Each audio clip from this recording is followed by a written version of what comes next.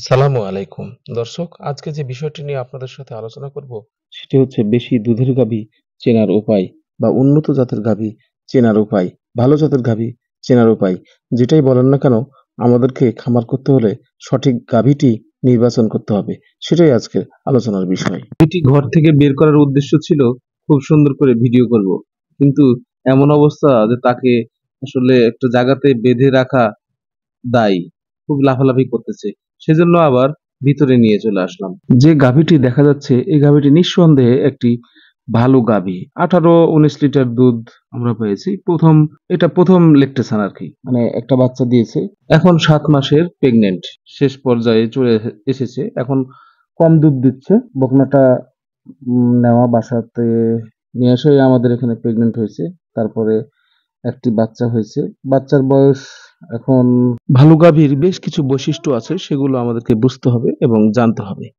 একটি ভালো গাভীর মেরুদণ্ড বা পিঠের দাড়ি যেটা আমরা বলি, যত সোজা হবে সে গরু তত বেশি দুধ দিবে, এমনটাই জানি।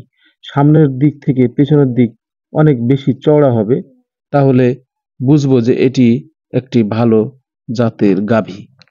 চামড়া অনেক পাতলা হবে, হাত দিলে যেন মনে হয়, অনেক সময় গরু দেখি যে রসুনের চোখা এই ধরনের কথা বলে, তো অনেক পাতলা হবে। এটা পাতলা হলে বুঝতে হবে যে না, গরুটি অনেক ভালো। লেজটা একটু লম্বা হবে, মাটিতে ঠেকা ঠেকা বা ছই ছই মানে অবস্থা এরকম। এটা হলে বা লেজের পিছনের গোছালোটা একটু বেশি হলে আমরা বুঝবো যে এটা একটা ভালো গাভী। দুধ ছিরা যেটা বলে, আসলে সেটা দুধ ছিরা না, এটা রক্তনালী, কিন্তু আমরা সবাই দুধ ছিরাই বলে থাকি। দুধ ছিরাটা দূর থেকে বোঝা যাবে, অনেক মোটা, দেখেই যেন বোঝা যায় না এটা আসলে দুধের গরু বা ভালো একটা জাতের গাভী। ওলানটা ঝোলানো হবে। ওলানটা যদি একটু ঝোলানো থাকে তাহলে তার প্রশস্ত জায়গাটা, আড়ারটা বড় হবে।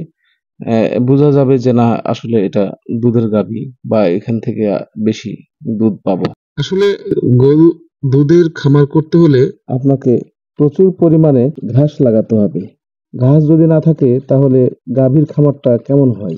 আমরা যদি গাভীর মুখে সারা বছর ঘাস দিতে পারি, প্রোডাকশনটা অবশ্যই বেশি ভালো পাবো, দুধটা বেশি ভালো পাবো। গরু কেনার আগে আপনার বাসস্থানটা অনেক সুন্দর হতে হবে। আমি বাসস্থান সম্পর্কে আগে একটি ভিডিও দিয়েছিলাম। সেটা হচ্ছে যে আধুনিক শেড কিভাবে বানাবো, এই ধরনের। সেখানে আমার বিস্তারিত লেখা আছে, অনেকেই দেখতে পারেন। ভালো গাভী চেনার আরো কিছু উপায় আছে, সেগুলো হচ্ছে গাভী দাঁড়ানো দেখে আপনাকে বুঝতে হবে পেছনের দুইটা পা ফাঁকা করে দাঁড়িয়ে থাকবে। সেক্ষেত্রে মানে একটা আট আছে, এই আট দিকে বোঝা যাবে না গাভীটা অনেক ভালো। ওলানের জন্য সে পিছনের পা দুটা একটু ফাঁকা করে দাঁড়াবে। 4টি বাট গুলো একটু বড় হবে, যেন দুধ দহন করতে সুবিধা হয়। যেই দহন করো না কেন, মানে দহন করতে যেন সুবিধা হয়, টানতে যেন সুবিধা হয়, দুধ সহজে বেরিয়ে আসবে। এজন্য 4টি বাট একটু বড় ধরনের হলে খুবই ভালো হয়। কেনার সময় অবশ্যই বাটে হাত দিয়ে দেখতে হবে উলান শক্ত আছে কিনা। অনেক সময় দেখা যায় যে গরুটা ম্যাস্টাইজ হয়ে গেছে, হওয়ার পরে এটা সেল করে দিচ্ছে।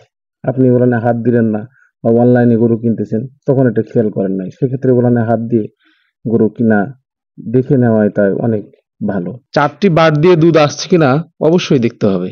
দেখা যাচ্ছে যে একটি বাটের কোনো সমস্যা হয়েছে, এমন গরু আপনার ভাগ্যে চলে এসেছে, তাহলে আপনি প্রথমে লস খাবেন। সেক্ষেত্রে 4টি বাট টেনে দেখে নেওয়াটা অনেক ভালো। যে বাচ্চাটি এখন দেখতে পাচ্ছেন এটি প্রথম বাচ্চা। বলেছিলাম 9 মাস বয়স, খুবই ভালো হয়েছে, ষাঁড় বাচ্চা। দর্শক, আমার এই ভিডিওটি যদি ভালো লেগে থাকে তাহলে অবশ্যই লাইক, কমেন্ট, শেয়ার ও চ্যানেলটি সাবস্ক্রাইব করে পাশে থাকবেন। আসসালামু আলাইকুম।